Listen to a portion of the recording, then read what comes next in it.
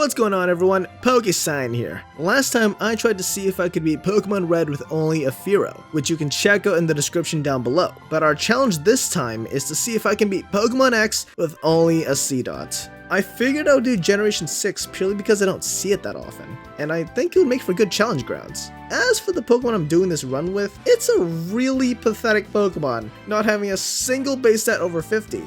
I can already see this run being ridiculously difficult, not just because of Seedot's stats, but also its typing. Grass is really not the best defensive type out there, having 5 types that directly counter it. I haven't even mentioned Seedot's level up moves yet. Well, in that case, you'd want to know what they are, right? Oh, for f***'s sake! This is not going to be pleasant. We're going to have to rely on TMs to get the job done. Thankfully though, we're playing a game that has infinite TM usage. I really think this will be the hardest challenge run I've attempted thus far. Before we get into the run though, let's set the rules. Number 1. No potions or full restores are allowed in battle, but I can still use held items. Number 2. I must only use Seedot in battle, meaning that if I battle with any other Pokemon, that battle I am currently in does not count unless I cannot help it, like double battles or the sort. Finally, number 3. I cannot use any glitches or exploits in the challenge. Last thing I want to mention is that one of my channel mods actually suggested this one. Though I'm not going to say who, they might be unmodded after this run. Without further ado, let's just jump right into it. As always, let's start with replacing Chessman for Seedot. The most rival battles in this game are with Serena and Callum, who pick the stronger type against you. So they pick Fennekin. Shauna then challenges us to a battle because she felt the need to commemorate the occasion, having picked the starter that Chespin would have been strong against, Froakie. And well, that should be the case for us too, but our only moves right now are Bide and Harden.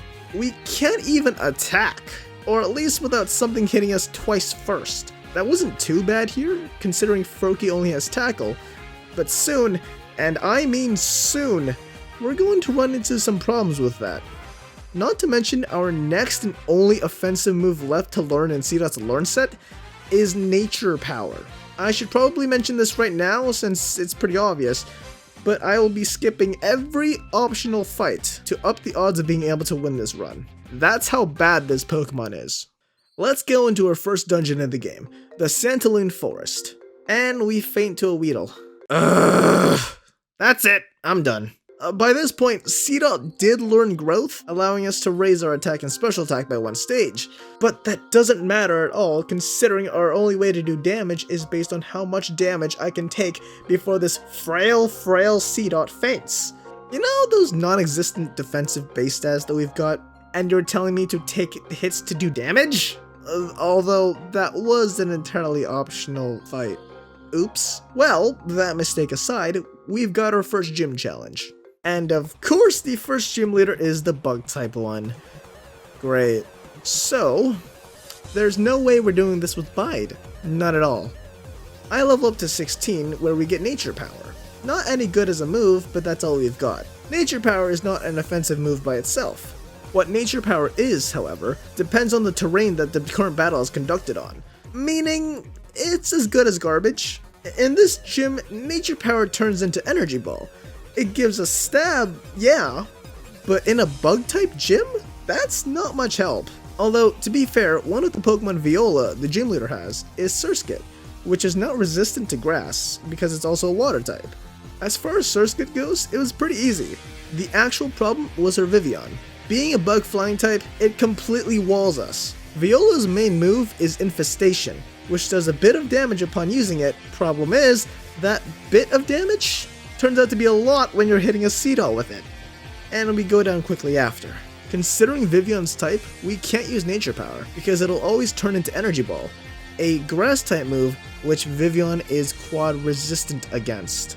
Our only move, again, is to use Bide and pray that she does enough damage for me to pay her back with it, but not too much damage that we end up fainting. You see my problem here?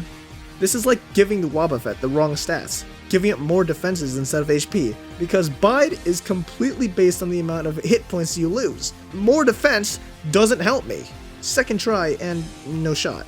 Several attempts later, back at level 25, having learned Synthesis, and we managed to get the knockout we need to get the Bug Badge. You know, I did specifically say healing items were banned in battle, not healing moves.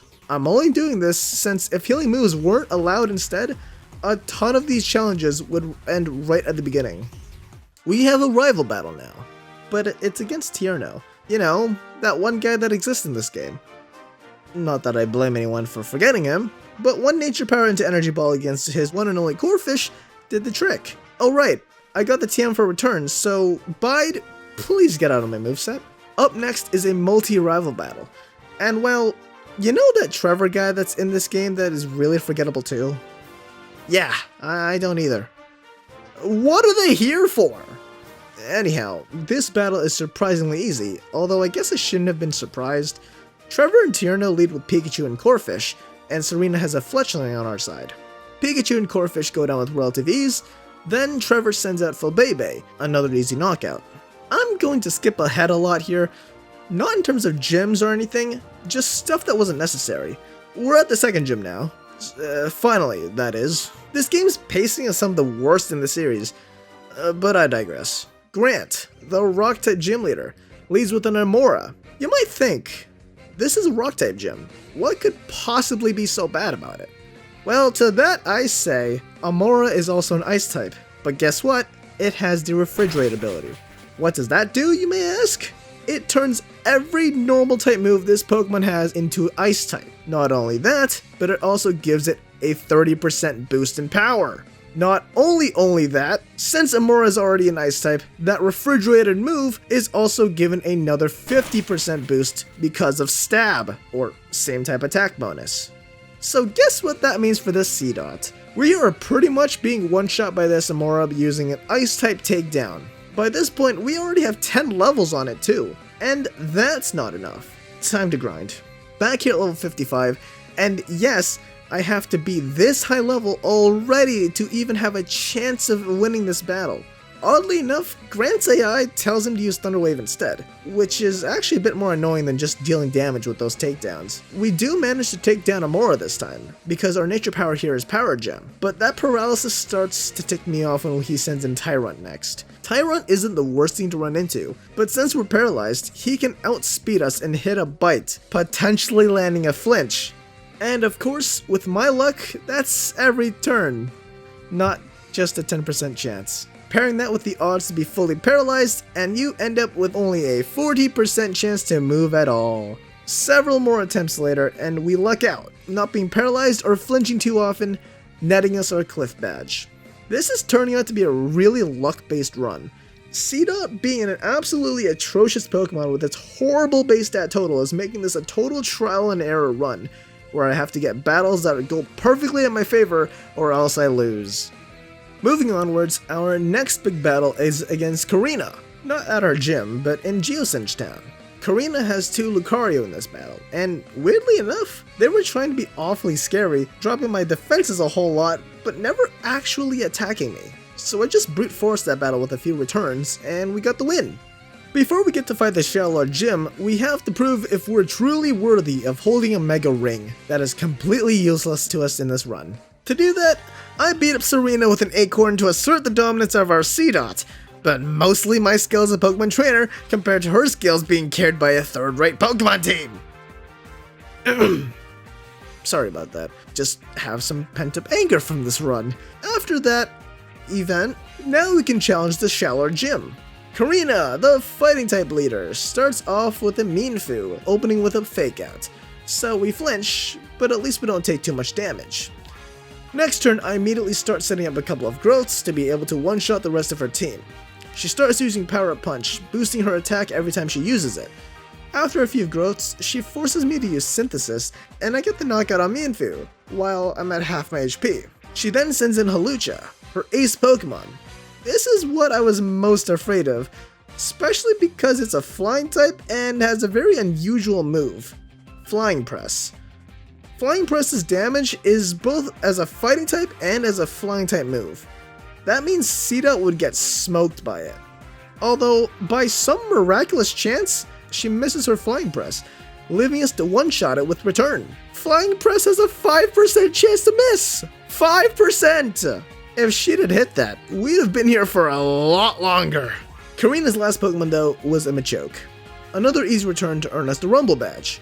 Afterwards, she tells us to do something with Mega Evolution and take a certain Lucario holding a Lucario Knight, though we ultimately ignore her and move on to Coumarine City. And yes, I had to look at the pronunciation on that one because I was a bit confused myself, I'm not gonna lie. We have another battle with Serena because she was awfully bitter about that last loss, and now she feels the need to lose again, letting us go inside the gym. Ramos is next, and being the Grass-type gym, I thought we'd be on some sort of even ground. What a stupid idea that was! Ramos' first Pokemon is Jumpluff, and it's got Acrobatics. Basically a really hard-hitting flying-type move if the Pokemon using it doesn't have a held item equipped. But let's not forget that we're dealing with a Jumpluff here! We lost to it. Talk about a humiliating Pokemon to lose to. Can't believe a Jumpluff is giving me trouble. A few runs later, at level 70, we get lucky enough to where 2 Acrobatics just barely misses the knockout, letting us hit it with a return to finally get past it. Out comes Go-Goat, which wasn't doing too much damage, so I took the chance to heal up and take it out with return. Lastly was a Weavile that hit an Acid, but quickly went down with 1 return afterwards. With that, we got the Grass Badge. Yes, that's actually what it's called. Skipping ahead a bit here since Team Flare and the power plant was irrelevant, Clement is up next, and he starts off with an Emolga. They keep throwing flying types at me! To make it worse, it has Aerial Ace. We did get the knockout, but it decided to activate Static just before it went out.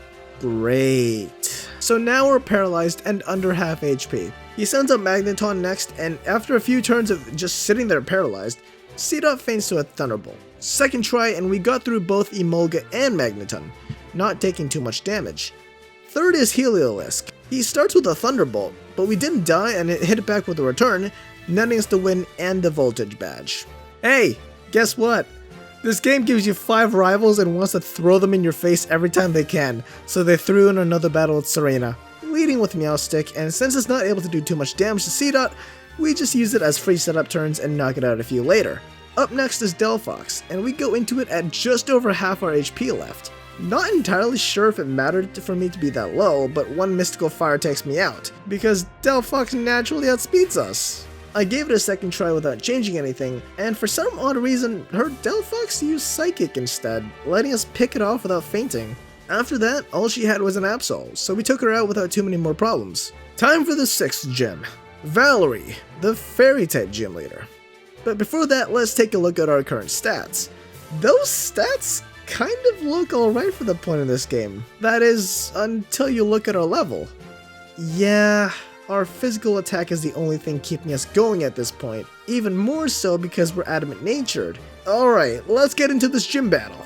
Valerie starts off with Mawile, going for a Crutch.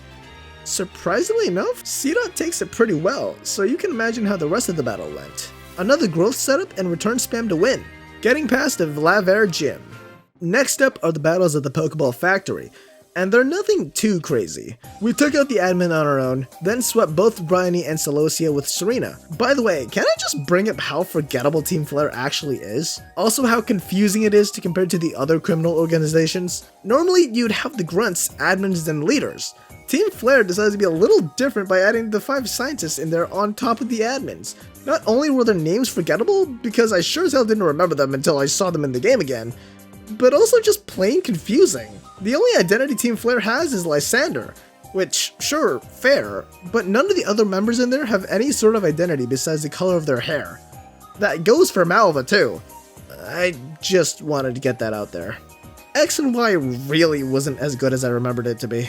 Anyhow, moving onwards, on our way over to the Frost Cavern to deal with more of those forgettable flashy people, I ran into an unexpected problem. There is a part of this cave where one of 2 trainer battles are required. One has a Scrafty Throw, and the other one has a Sock. You might be thinking, where's the problem? Just fight the one with the Sock. Well, it shouldn't have been a problem, except for the fact that Sock has Poison Jab in his moveset, and does way more than half of my HP with it in one shot. Meanwhile, with the other trainer, his Scrafty has High Jump Kick, which can miss, by the way, but of course because this is the AI using it, it never does. So we just have to keep taking these heavy hits and just sit there trying to heal it off with Synthesis. Another thing was that he was doing slightly more than I can heal, so we were fighting a losing battle. This is why I decided to give Seedot Dig, replacing Return. I did that to make High Jump Kick miss every time he used it, although even if I somehow managed to get past Scrafty, he still has a Throw. A few tries later and I was finally lucky enough to get a run where High Jump Kick missed on its own without me having to use Dig, and we went into Throw with full health. Thankfully, a few more turns of Dig did the rest. I really did not think I'd have any trouble with any regular Joe, but then again, this run is literally me trying to make X and Y as hard as possible. Okay, maybe not the hardest possible, but it's pretty dang close to it. Now we deal with the Fire Gang. They turn out to not be any challenge at all.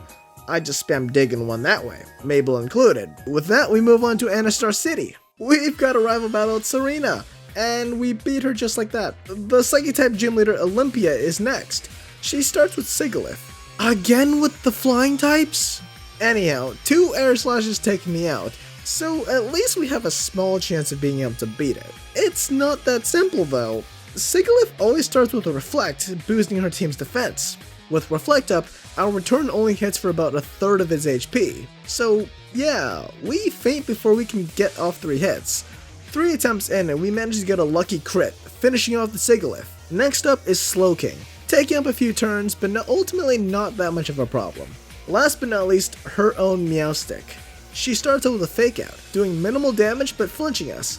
I was getting pretty scared that we were under half, so I used Synthesis to heal a bit while she goes for Calm Mind. And now I'm realizing that was the worst mistake I could have possibly made. I go for Return, dealing a good amount of damage, and she uses a Hyper Potion to heal back to full.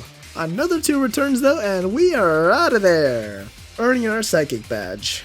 Man, the names for these gym badges are getting worse and worse. Anyhow, on to finishing off the Flame Squad. Back in Lumio City and at the Team Flare base, here's our stats. The difference between our last checkup and this one isn't astronomically huge, but at this point I'll take any improvement we can possibly get. In terms of moves, I swapped Dig for Return again, and the rest is the same. Of course, as this is the Team Flare base, we've got to fight the boss. Versus Lysander time. He leads with the Mienfoo and I start up my growth buffs. Mienfoo though comes swinging out with super aggressive high jump kicks. After a couple of growths, I switch to offense and one-shot the Mienfoo. Next is the huge problem, his Pyroar. Not only does he outspeed me, but he also has Fire Blast. Fire Blast can miss, yes, but let's be honest, the game totally favors the AI. I'm pretty sure it hardly matters what amount of HP we have, barring maybe a damage roll. The fact that Seedot can't outspeed him, even with me having 40 levels on him, is crazy. Granted, that is the legitimate testament as to how bad Seedot is as a Pokemon. The difference of 106 and 30 base speed. A halfway decent Pokemon to a downright terrible one. I went to level 95. Hopefully that was enough of a difference to give us some progress. Well, as it turns out, not at all. Or maybe just barely enough. Seedot stuck itself into the crevices of Lysander's AI and tempted Mienfoo to use Swords Dance instead, basically wasting its turn. That one turn of not being hit allowed us to not faint to his Pyroar's Fire Blast and gave us the chance to hit it with Return, one-shotting him. After that, the rest of his team wasn't hard at all. Inside of the actual laboratory, only 2 of the scientists are required battles. So we've got to fight Aliana and Mabel. They were both pieces of cake. Moving to the guy who looks like a complete weirdo in a mask, Zorosic. He is a bit of an issue. He leads with Crobat. You know, another one of those flying types that I keep seeing? Yeah, great. Although, I do manage to break through that barrier. Not the best, mind you, but I gotta take what I can get. The unexpected problem was his second Pokemon, Malamar. Based on its typing, Malamar isn't too much of a problem, but the hurdle I was running into was its ability. Contrary. Contrary basically reverses buffs and debuffs, something that would have buffed your stats will lower them instead, and vice versa. Malamar gets Superpower, a move that normally makes you lose 1 stage of attack and defense. Contrary flips that and gives it +1 to both instead. Well, I'm gonna need to come out swinging next time. I tried that and it worked out. I mean, I barely won, but at least I did, right? Now we head back to Geosenge Town to stop Team Flare from, blowing up the world. We have another encounter with Lysander. You remember that Pyro we had to fight like 2 seconds ago? Well, he's back, and at a slightly higher level. So yeah, we lost. I think we can assume that anything with a super effective move that outspeeds us automatically means game over, so we're gonna have to rethink our strategy. I started thinking about what held items could potentially help us win in any way at all, and came up with one that felt substantial enough to do it: the Metronome. If you don't know what the Metronome does, it boosts a move's power by 20% every time it's used consecutively. If you didn't get that, it means if I keep spamming one move, it does more damage the more I use it. Because we aren't switching out and, well, barely using anything other than return once the growths are set up, this item is actually a game changer for us. Also, on this excursion, I picked up the Silk Scarf as well, just for when I need the immediate boost rather than needing a few turns to stack up. Let's head back to Lysander for a rematch. His Mienshao isn't much of a threat, but immediately after it faints, Lysander will always send out his Pyroar. As far as I can tell, his one Fire Blast can still kill me from full if I'm unlucky enough. So, I restart. Next run, and I gotta say, I really am just super lucky or super unlucky. There is just no in between at all. With that luck, Pyro ended up missing 2 Fire Blasts, giving us 2 free hits of return and letting us knock it out. After that, his Gyarados and Honchkrow were a complete walk in the park, netting us the win against Lysander. Having done that, we have to go through the rest of HQ. I guess while I'm doing this, I just want to say that I appreciate you for making this far in the video. These challenge runs take a lot of time to make, and while yes, they're fun to think about and try, they always take a massive amount of time to combine the gameplay, the script, and the voiceover all into the one product that you're watching right now. So it really does mean a ton that you're watching them. If you're enjoying the video and got 2 seconds to spare while I'm going through this base, then go down there and hit the like button. It would really help a ton. Anyways, back to the run. Now that we're at the deepest part of the HQ, we've got to catch Xerneas, or else we can't move onwards. This is really why I specifically made one of the rules to not be able to battle with any Pokemon other than the one I'm doing the runs with. If I couldn't catch them, we would have made no progress whatsoever. Right after, Lysander challenges us to another battle.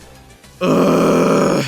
Maybe this is why the game's main story was so forgettable. You have so many battles with Lysander right in the row that it just outright devalues him as a character. Anyhow, because Xerneas is forced into the first slot of your party, I just decided to let it faint before I did anything else. Now that leaves me like a sitting duck while Mienshao just standing there, swords dancing menacingly. This time, Pyro wasn't even my only problem. Now there's the issue of when Mienshao would decide to take out Xerneas. He could just waste turns by setting up for when Seedot does come out, which, to be honest, I'm surprised I can live one at all and I get the revenge kill on it with return. Then Pyroar comes out, and you already know the story to that one. But this time, besides Pyroar, the Pokemon he has left also pose a threat. So I think this is where it ends, right at the 3rd time of having to battle Lysander. There's really not much we can do, considering how weak a Pokemon Seedot really is. Unless... Okay, I don't want to give up here, and I really didn't want to resort to this unless there's absolutely nothing else I can do. So I'll do it just this once, and you can tell me if I should continue doing it in the future. Since there's literally not much else I can do about our current situation and how bad Seedot is, I maxed out Seedot's stats in both IVs and EVs. Because Seedot's stat ceiling is so low, I'm doing this to make full use of the stats that matter on it. I really didn't want to do this, but I may as well give these runs my best shot with the tools I'm given. Tell me if I should keep doing this, that is, if it's absolutely necessary to progress, in order to move the challenge runs along in the comments. But in the meantime, I maxed out Seedot's IVs, then threw all of its EVs into attack and speed. That boost to our speed was actually enough to finally be able to outspeed that pesky Pyroar and completely one-shot it. And the rest of his team was a return sweep. Team Flare's out of here, so we get to move on from Anastar City. At Coroway Town, Professor Sycamore challenges us to a battle that we won, very easily, in fact. Welp. Now we've got to fight all the rival rejects one last time all in a row. I won't lie, I was completely caught off guard because I do a lot of randomizers, and I was totally expecting this to be a 1 versus 18 situation. but thankfully it's not. So let's start with Shauna. Shauna was pretty simple. I just used Return to win the battle. Second is Tierno. I was a bit scared because his lead was Talonflame. Turns out I had nothing to worry about because I just one-shot it. Our only downside was that we got burned by Flame Body, having our attack for the rest of the battle. Groudon is next, going down easier than I thought, only taking 2 returns. Last was Roserade. Wait, whoa, that HP just went down so quickly! Damn, alright Seedot, finally showing what he's made of. With that battle nipped in the bud, we have one more rival to fight. Trevor. This was an interesting battle, not very hard mind you, but let's just say I lived on the edge for a little bit. Trevor starts with Raichu. It wasn't that hard to beat, but again with those annoying abilities, it has static. You know what, I have an ability too. The ability to get hit by any and all hacks imaginable. Yeah, that's right, but okay, I'll be honest. The rest of the battle went like this. Return, return, and oh, return. Now that we've beaten the rivals, we only have one final gym left. As you can probably assume, this is an ice type gym. We're weak to ice. That is so nice. Because of that, ice beams and blizzards are being fired off in every which direction, and we almost get one shot by the first attack. This is fun. Although, even if that is the case, we lived an ice beam from Abomasnow, and we knocked it out with Return. Next up is Cryogonal. As it doesn't have any physical defense to speak of, we dealt with it no problem. Lastly, we go from a Pokemon that has no defense to one that has all the defense in the world in Avalugg, and one Return doesn't do enough, letting him take us out with an Avalanche. After a few more attempts, I had the thought to give Seedot Grass Knot. Even though we don't have much special attack at all, Avalugg is pretty chunky in weight, and on top of that, it has non-existent special defense. So I think we'll be fine? Sure enough, that won us the battle, and we get our Iceberg badge. We've only got one more challenge left. On to the Pokemon League. Is what I'd like to say, but we've got one last rival battle before that. Versus Serena for the last time. She's a joke. Alright, this time for real. League time. Well, this is awkward. So it turns out I can't even make it to the league. There's a set of trainers right at the end of Victory Road that you are required to battle, and this is the first of them. Veteran Timeo has a Trevenant and a Gigalith. Given what we've had to get past thus far, you wouldn't think this is too bad, right? I mean, that's what I thought too. But this one is a bit of a different problem. It's not the Gigalith that's the problem, but the Trevenant. Timeo's Trevenant has Curse, Will-O-Wisp, and Shadow Claw. I don't know what the fourth move is because I've never seen him use it. And that's a pretty devastating moveset to go up against with just a Seedot. Curse sacrifices half of his HP to curse us to do damage at the end of every turn. Will-O-Wisp burns us, and even if the AI decides to play dumb, which it rarely did, it would go for Shadow Claw, which has a high crit ratio anyways. So that's the problem with Trevenant. Let's just say I somehow managed to get past Trevenant, which I sometimes do, but never without already being afflicted by Curse or Burn, and get to Gigalith. It is impossible to one-shot, purely because of the fact that it has the ability Sturdy. On top of that, Gigalith still has a hard-hitting attack stat and a high crit ratio move of its own. So, taking all of that into consideration, I tried to look at Seedot's level up and TM learn sets. Not a single move looked like it could possibly help in this situation. The reason why I'm not using egg moves is because these runs are done under the assumption that the Pokemon was received as a starter. Then again, you could argue that me maxing on my IVs and EVs sort of broke that, but at least EVs are modifiable. There is still to this day not a move that could heal or get rid of Curse. The closest thing to it is Crafty Shield, which protects the user against it when Curse is first used. But the only way to get rid of it once it's used is to switch out. Normally that wouldn't be much of a problem, unless you're like me and trying to run through Pokemon games with only one Pokemon and as a result, not being able to switch. One thing I thought of was using the Toxic Rest strategy, but even that wouldn't work because I'd still be taking more damage than I'd be able to heal off after 3 turns.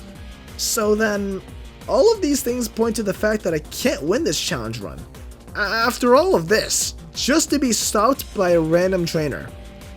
Man, that was really not how I wanted that to end. I really wanted to see an acorn take the entire world on like a beast, but I guess it was just that horrible of a Pokemon. There might still be ways out of this, but as far as I can see, with only the level up moves and the TM learn sets, there is no way to get any further than this. So, there you have it. I waved the white flag. If someone could tell me how that could have been possible down in the comments, I might come back and revisit this run in a stream or something. I would just like to note, this has been my longest script so far at the time of making this video. I will also like to add that Seedot is factually the worst Pokemon I've done a challenge run of so far. Having a lower base stat total than both Surskit and Lillipup really puts into perspective how far you can make it with a way less than capable Pokemon. With that in mind, I'll be honest, this run felt absolutely miserable. From having one of the worst defensive typings and not having much of a move pool, I tried the best I could with what little options I had. Going into this, I didn't think it'd be longer than my Surskit run in Emerald, but wow, I sure was wrong. This script is at least 10 pages. 10 pages or about 6,000 words. Well, I guess that's as good a sign as any to wrap up the video. So hey, if you enjoyed the video and want to see more challenge runs like this one, like the video and subscribe to the channel and leave suggestions on what you think my next one should be. The one with the most votes gets chosen. If you want to see any of my previous challenges, they'll be in the playlist on screen. With that all said, thanks for watching, and I'll see you all next time in another video.